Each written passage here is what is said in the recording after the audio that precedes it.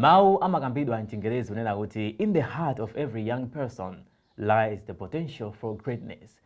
Munthu wina aliyense wachinyamata ali ndi kuthekera kuchita zinthu zazikulu m'moyo, ndipo achinyamata amatengedwa kukhala anthu amene kaganizidwe kamakhala kabwino kwambiri, zochitika zawo zimakhala zachangu kwambiri, ndipo zinthu zimene wachinyamata amachita zimakhala ndithu zambiri zotheka chifukwa amakhala ndi mphamvu zochita zimene akuyenera kuchita.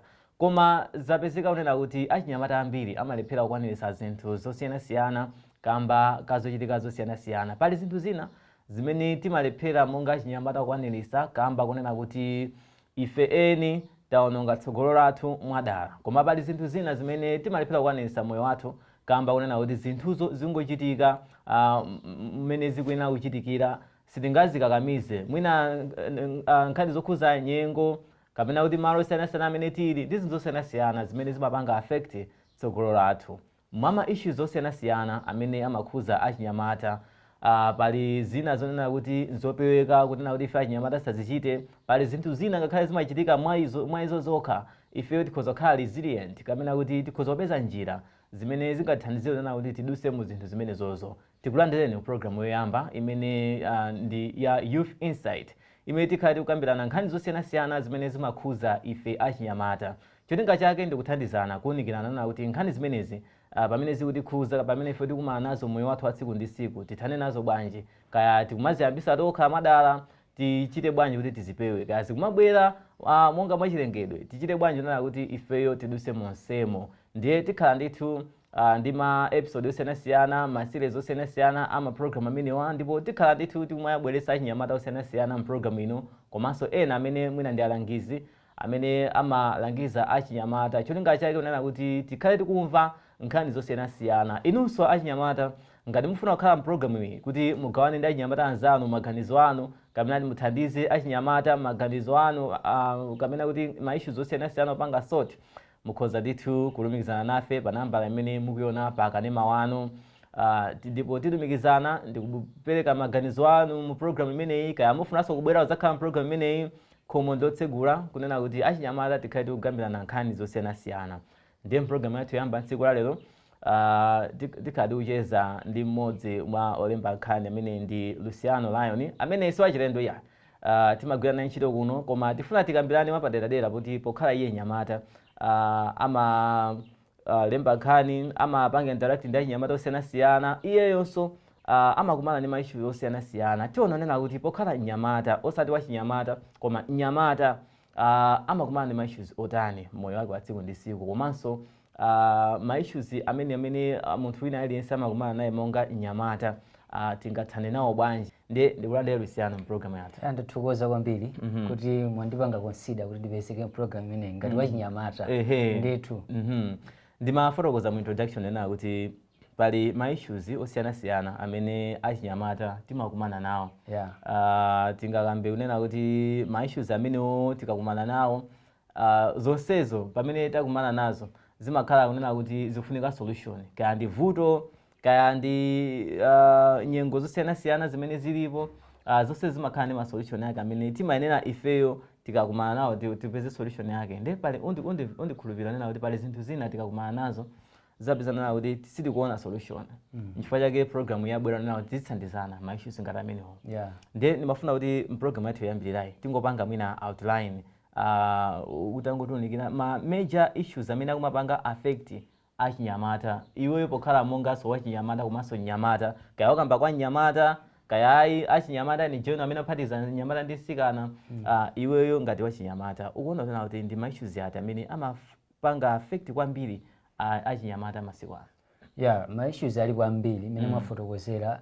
Issue yoyamba ndi nkhani ya ma addictions.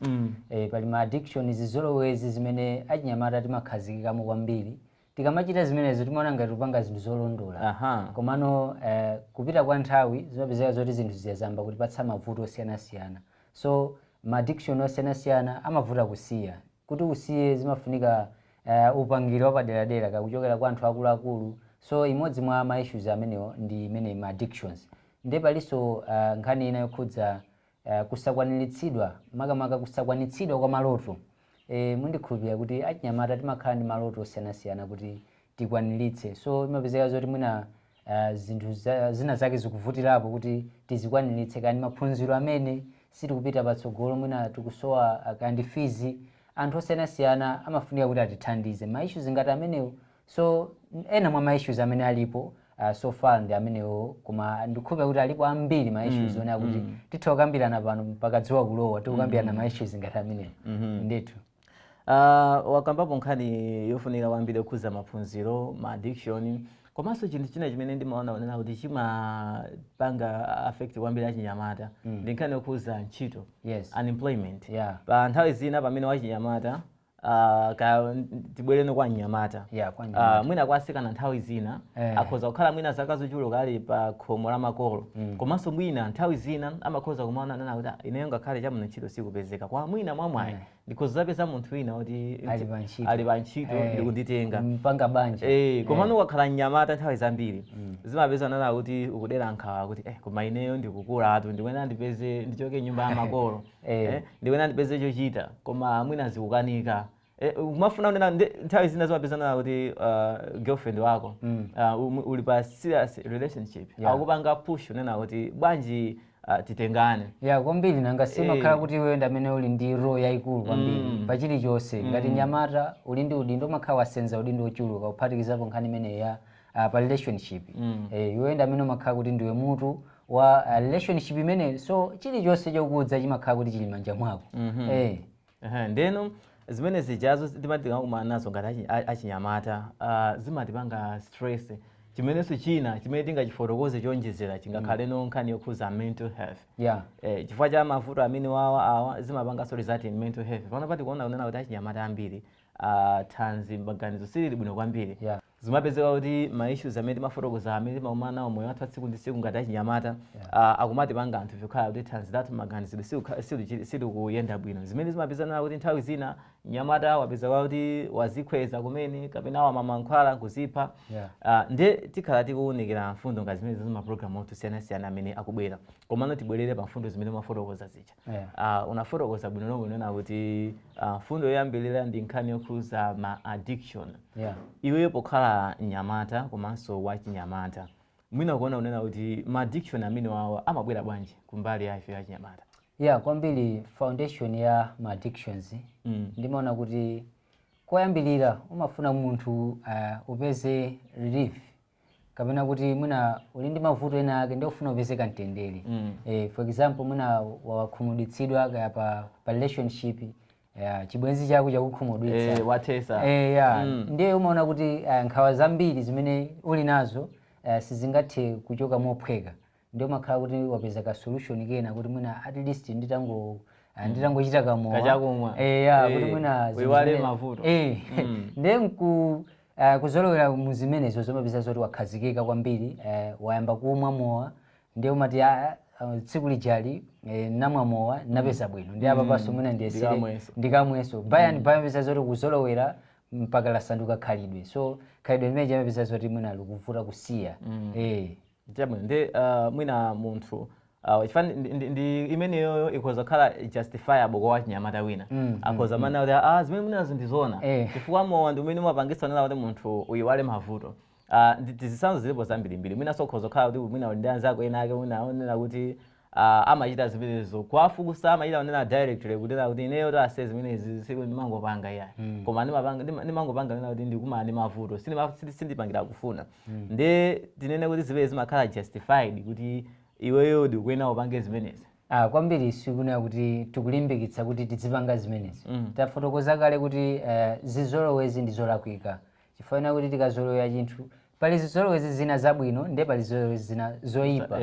Zonsezo kuti anzathu amene amafufuza za nkhani imene zokhudza umoyo wabwino wa thanzi m'maganizo amafotokoza kuti tikamazolowera zinthu zina zake zoyipa kwambiri zimatibwetsera chivuto chachikulu.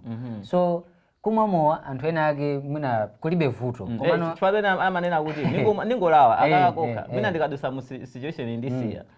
Kumano kuti tifotokoze kuyipa kwambiri kokhudza khalidwe lotenga ma drugs kapena ma substance ena ngati mowa zili ndi kuopsa kwambiri, ngakhale azachipatala amatilangiza kuti si zabwino.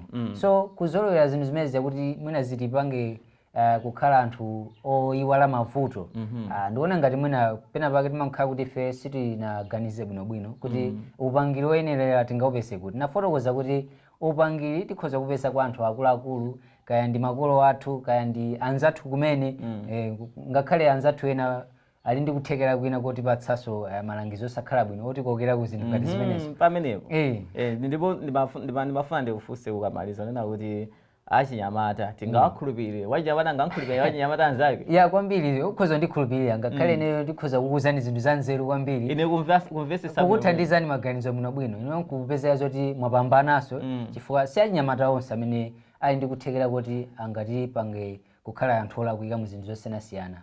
So pali zinthu zina zonena kuti umatha kuona kuti upangiri ndi wabwino, uwu si wabwino.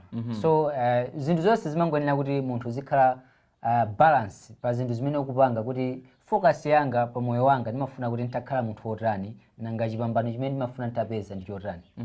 Chifukwa zilipo nthawi zina zimene zimapezana kuti ukumuuza wachinyamata ndi umamayang'ana kaye kuti mmene alili wachinyamata uyuyu alibe experience. Ineyo relationship yanga sikuyenda bwino, awawanso relationship yawo siyenda bwino. Ndingawafunsa ngatipase maganizo opanga oyenera kuti niyo ndichite. Muli pamenepo umatha kupezeka zoti mwina kaya ndi girlfriend wako akukhumudwitsa, ndi mwina kufunsa malangizo choka kwanzako akuza kuti tangokupanga ndizoti mupezeso wina. Mutayi amene. Mutayini. Ndi band papeza zoti ungosintha akazi kapena kusintha amuna ochuluka, ndi mapepero ake kupeza zoti chimene ukufuna sukhazikika kwambiri, kandi banja likhala kuti likuvuta kupeza chifukwa cha kusakhazika. So ndi malangizo ena amene ukuyenera kuti wapange balance, si malangizo onse amene ukuyenera kuti watsatire amene angakuthandiza umoyo wako. Munjira ina utanthauza kuti wachinyamata pamene akufuna uphungu, ngati ndakuvesesa bwinobwino, ufotokozana kuti akhoza uphungu kwa ina aliyense kuphatikizapo wachinyamata. Komano akuyenera ayang'ane kaya apange way in ma advice amene munthu amupasa, asangotenga onse. Ma advice yokuyenera kuti utenge chifukwa munthu kungomuona akhoza kufotokoza zinthu za nzeru zimene sumayembekeza. Mwina iye uja kumuphweketsa kuti akulu angandiuze chani, komano pezeka zoti mwina ameneyo ndi amene angakuthandizenso kwambiri. Sikuti kunena kuti akuluakulu onse ndi amene angatipatsenso malangizo enera. Pali akuluakulu enanso amene akhoza kuti tikhoza kubwerekera kuti kutoletsa ntchire, kutoletsa jango. Ndipezeka zoti mafunika kuti munthu ubalance zinthu zonsezo, kuti kodi malangizo angakhale akuchokera kwa munthu wa Mulungu. Fo anthu ena amakhulupirira. Kodi anthu a Mulungu tisakhulupirire? Sina kuti tisakhulupirire, komano pali anthu a Mulungu ena mwina amafuna kuti apeze ma benefit kuchokera kwa ife achinyamata. For example mwina akutiuza zinthu zina zonena kuti atapindule ndiwo akuluakulu. For example mwina akutipatsa ntchito zonena kuti munchitozo afuna apindule kwambiri ndiwo. Kwa masukelo amene. Pazi khanga kuti mukuzemba mawu ina ake. Tikukamba kuti achinyamata ngakhale ku dzikoku achinyamata akugwiritsidwa ntchito njira zosakhala bwino. Kuti mwina kandi andali akumagwiritsa ntchito achinyamata kuti mwina azipanga ziwawa. Zimene zazipezeka zoti mwina akuluakulu aja ndi amene akupindula kwambiri. Ife achinyamata mwina akutituma kuti kapangeni zionetsero, akutipatsa ma 2000. Apezeka zoti iwe pamene popo uli mavuto umasowa ndalama kuzala ndi kupezera chochita yake okhala chimene. Ndi mapezeka zoti zinthu ngati zimene zimatoletsa mavuto. Akuluakulu indi atipatsa malangizo abwino kuti tapanga ni chakuti atipatsa zochita, koma tione kuti zochita zimene atipatsazo nzoyenerera. Akulemba ntchito kuti ukhale opanga haki ma account anzawo pa Facebook. Ngati wa ICT. Inonse munaphunzira kuti musowa ntchito bwana kuti ntchito uno kupasa computer ndifa uzipanga haki ma page chanchani zimene zilili masiku ano pa social media. Iyo ukhoza kunena kuti basi sinanga ndi masowa ntchito ndigwire imeneyi. Pezeka zoti pampeto pake akumangani by ndi zolowezi zimene ife tikazitengera kuti ndizophweka zinthuzi. Fwa tikamapanga zizolowezi tifotokoze pano kuti tikamapanga timaona kuti mwina izizi ndizoyenerera moyo wathu wa tsiku ndi tsiku zimene zikhoza kutithandiza. Komano mkatikati mwa zolowezizo muli mavuto ankhaninkhani. So ukamapanga chinthu kuyenera uziganiza kuti si chilichonse chimene unachizolowera ungathe kumachiona ngati chinthu cholondola, chifukwa ena kuti zizolowezi zina zino timaziona kuti nzabwinobwino komano kuseri kwakeko ndizolakwika. Ndithu chabwino. Wafotokoza makamaka tikadali pa nkhani imene ya ma addiction kapena kuti zizolowezi zimene munthu umavuta kwambiri kuti uzisiye. Umafotokoza kunena kuti zimene zizi zimabwera kamba kunena kuti munthu ali mavuto osiyanasiyana, ndipo wafotokoza kunena kuti pamalo moti anthu azichita zinthu zimene akuona kuti izi ndingachite mwachisanzo mowa kuti andi memowa kuti nchoke mvuto ili apeze mauphungu kwa anthu osiyanasiyana. Sindizonena kuti pamene akupeza mauphungu kwa anthu ayang'anire zinthu ziti ndi ziti achinyamata kuti akhutiredu unena kuti ne uphungu umene wandipasa zinthu chifatu ndizovuta kwambiri chifukwa manena kuti akhoza kumpeza wachinyamata anzake komanso achinyamata kuti maona nena kuti akhoza kukhala osadalirika pena atha kutipasa uphungu osayenera komanso akuluakuluso akhoza kukhala osadalirika. Ndeno mu mbali ziwiri zonsezi kumbali achinyamata komanso akuluakulu munthu aone bwanji nena kuti uphungu umene ndikuyenera kutsatira ndi uwu. Kwambiri uphungu timatha kuona background kandi ya family ya kwathu tielekeze kaya makulu akutiuza zinthu zona kuti ndizothandiza ndio mamba kupanga weti kuti kumatu kaya ndi mayi yangawa kapena bambo angawa anadutsanso mu zimenezi ndio maana kuti iwenso utsatire zimenezo zokuti mwina ukapeze chipambano. Cha number 2 tikhoza kuona kuti anthu amene akutipatsa malangizo akuyenera kukhala role model wathu.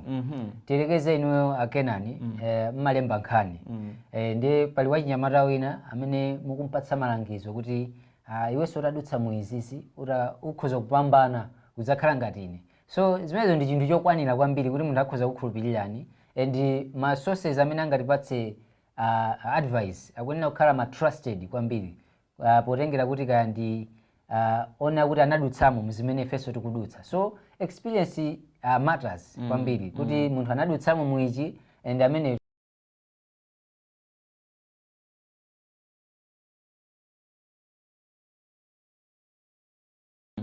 Chabwino tikhala tikupumulira pang'ono ndipo tipitiriza ndi programu yathu. Mgawo loyamba umafotokoza bwino zokhuza ma issues amene timakumana nawo ngati ifeyo achinyamata wakamba ini cheno ndibwerano kwa iweyo personal chifukwa iwe ndi olemba nkhani ndi pali chinthu chinanso chimene chimachitika kwambiri kwa anthu olemba nkhani chifukwa anthu amati komatu anthu olemba nkhani ndi anthu osakhulupirika osadalirika musapire tikuzipanga defend zimenezo zomufotokoza mbali yanu tikachoka ku break. Amene mukutisatira program imeneyi tili mkatikati mwa programu ya Youth Insight imene ndi programu yoyambirira mu maseries ama program amene tikhala tikupasirani pano pakanema wanu amene cholinga chake ndikuunikira nkhani zosiyanasiyana zimene zimakhuza achinyamata komanso kuona unena kuti nkhani zimene zizo tingamathane nazo bwanji ifeyo achinyamata tili ndikuthekera kuchita zinthu zazikulu moyo wathu wa tsiku ndi tsiku monga amene akulu akale anthu anzeru amafotokozera unena kuti wachinyamata wina aliyense ali ndikuthekera kuchita zinthu ndipo ndizoona koma pali zinthu zimene zimatipinga ndi tikuunikira zinthu ngati zimenezozo kuti tingamathane nazo bwanji kuti ifeyo masomphenya athu akwanisidwe. Ine ndi Kenan Savana ndipo ndi Luciano Lion amene ndi olemba nkhani amene tikuunikirana nkhani ya programu yathu ya tsiku la lero. Tionere zotsatirazi tikhala tikupitiriza ndi programu yathu. In today's fast-pacing world, standing out is a key. Business owners want to reach new heights? Partner with V&V Media Solutions Limited to create captivating ads. Musicians want to elevate your sound? Record stunning videos and audios with us. At V&V Media Solutions Limited, we offer a comprehensive range of services including photography, videography, screen printing, branding services, live streaming events, audio recording, public address system, video production, audio production, event coverage, multimedia design, installing security surveillance systems. Contact V&V Media Solutions today on 0884 704 072 or 0980 073 505.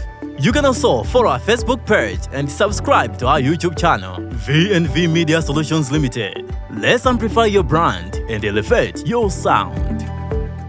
Tikulandeni mugawo lachiwiri limenenso ndilosiriza la program ineyi ya Youth Insight imene tikukambirana nkhani zosiyanasiyana zimene zimakhuza ife achinyamata.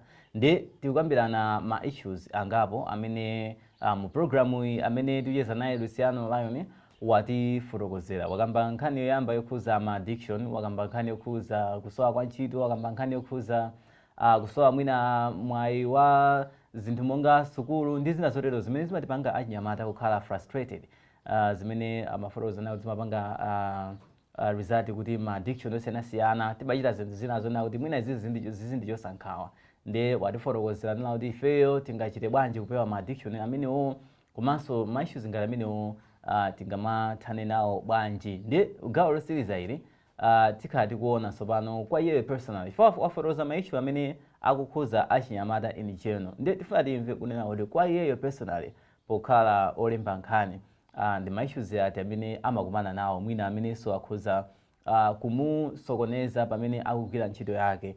So Luciano, tibwereno personally masukelere bora zikhale zophweka kuti palibe chophweka ndi chovuta okay. Ine mungoyankha chabwino pokhala munthu olemba nkhani timapanga maprogramu kuno amaona ndithu kuti munthu yakupanga programu chinthu chimene sungachithawe it is undisputable ndichona kuti pamene munthu ali oti anthu amamuona pakanema olemba nkhani anthu mdziko muno kwina kulikonse ndisanene kuti mdziko muno kuna kulikonse ngakhale a BBC ngana maizo nkhani imene kulera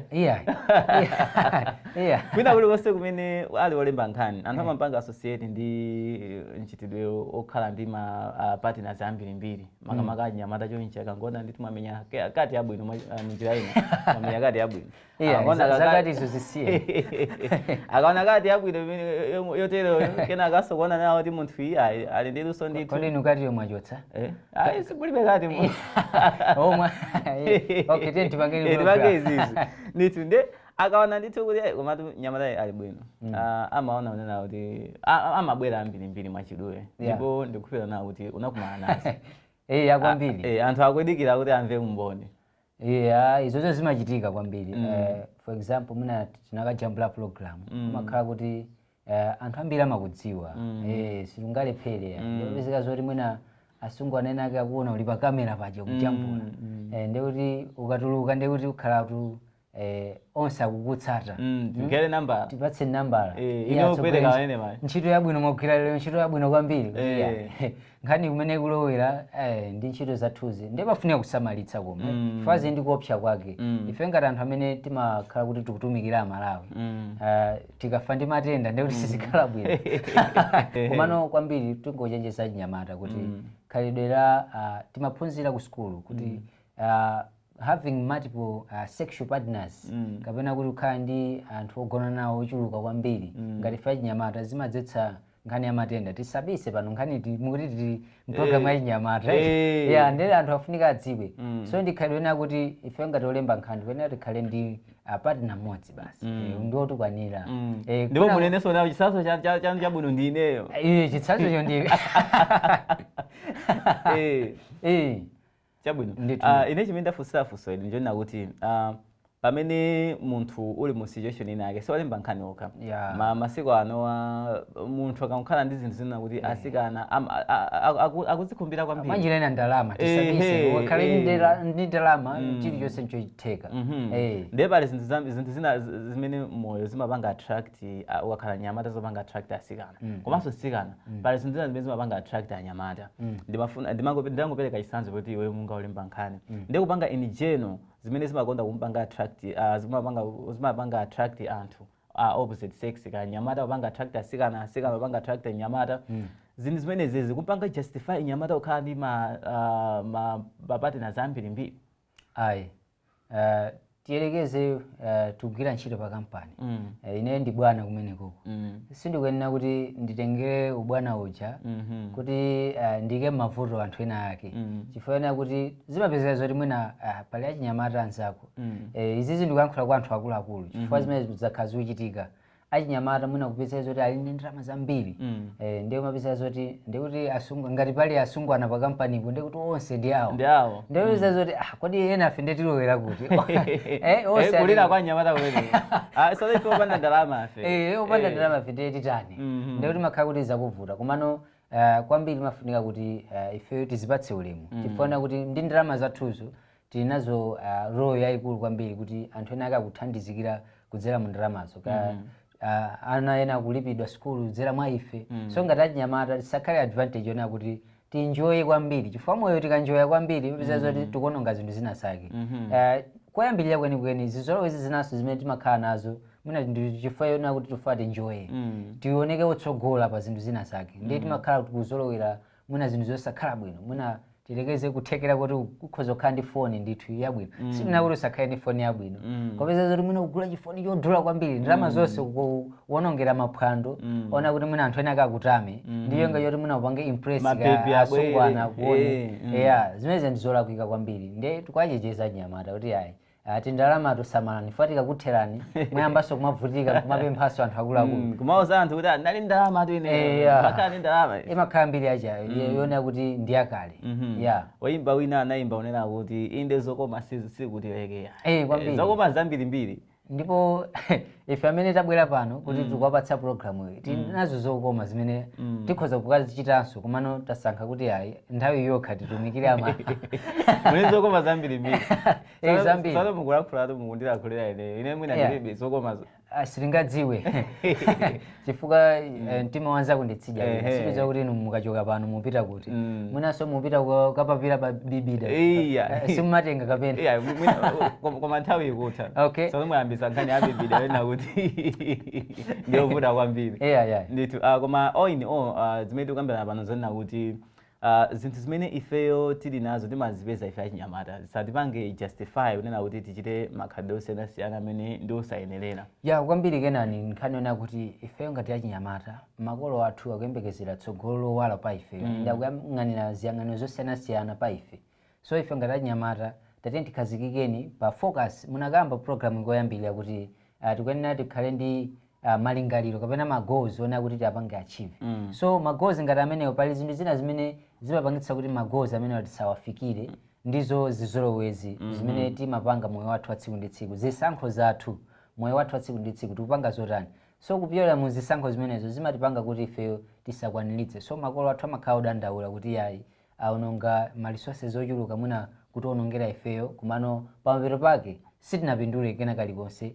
tasangalala inde kumano munjaona kuti tazikondweretsa ife tokha anthu ena sanakondwere nawo ndithu ndakuthokoza kwambiri unena kuti unalola kuti ticheze program imeneyi inenso ndithokoze kuti munalola kuti ndipezeke nawo program iyi yoyambirira iniyeni ya mukuti chani youth insight ndikukhulupirira kuti zabwino zikanabwera anthu osiyanasiyana kuposeranso ineyo akhala kubwera muno kuzakupatsani information yochuluka kwambiri ndikupempha kuti ayi muzipitirira kutsatira program imeneyi amene mukutionera kulikonse tikatere tafika mmapeto a program yathu ya tsiku la lero youth insight imene tizikhala tikupasirani nkhani zosiyanasiyana zimene zimakhuza ife achinyamata kuwunikirana kuthandizana kuti tikonze tsogolo lathu zinthu zimene zimatipinga zimene zimapangisa kunena kuti tsogolo lathu lisapite lisayende mmene likuyenera kukhalira lisaoneke mmene likuyenera kukhalira zinthu zimene zizi tithane nazo ndiye program yoyambayi ndi Luciano Lion ine ndi Kenan Savala kufikiranso tsiku lina kumbukirani nena kuti in the heart of every young person